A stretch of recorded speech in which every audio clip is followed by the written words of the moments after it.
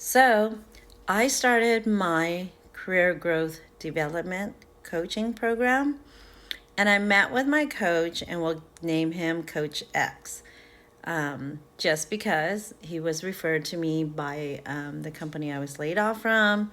And so, Coach X is pretty funny, and I like his style, but there are some things that he says that's like okay, whatever, but there are great tips from him which I find very interesting. So I'll start off with the good tips. So tip number 1, he says be the position that you're applying for. So if you're applying for a management position, and let's say it's a product management or something, that title that you saw, so for that interview you're going to say I'm a product management person, so be the position that you're applying for. So that's tip number 1. I was like, well, that's kind of like, isn't that kind of lying if you're not in that position or you want that position? He says, well, you have to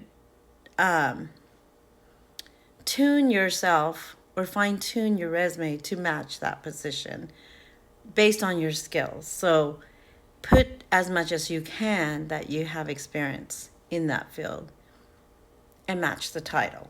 So that's a good tip. I think I could use that. Second, my resume is long because it's a long work history, but I think everybody knows 1 page is good. So that's 1. And then 2,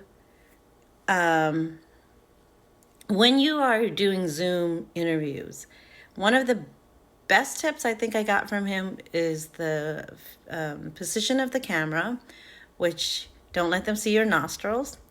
And then put sticky notes on the wall and have your laptop against the wall. And that's because you're forced to look at the stickies already positioned, so you're not looking down. And that's probably one of the best tips I got from him. So far, that's the first session. It was an hour-long sessions. Now, on the other side, there are things that I'm like, okay, coach. So 1, he's like, make sure your background is really nice and clean, not blurry.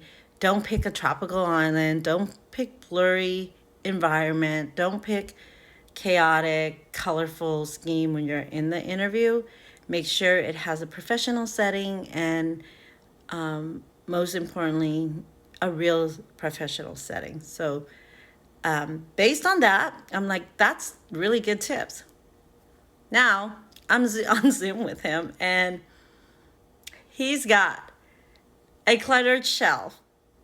Like, each shelf has its stuff with different items. Like, one shelf was medications, one shelf was just all receipts and things that he's shoved in. It's one shelf was knickknacks of little ornaments and statues, which was quite unorganized, and that's like he's giving. And the biggest thing, he had his bed next to his desk, and it wasn't made.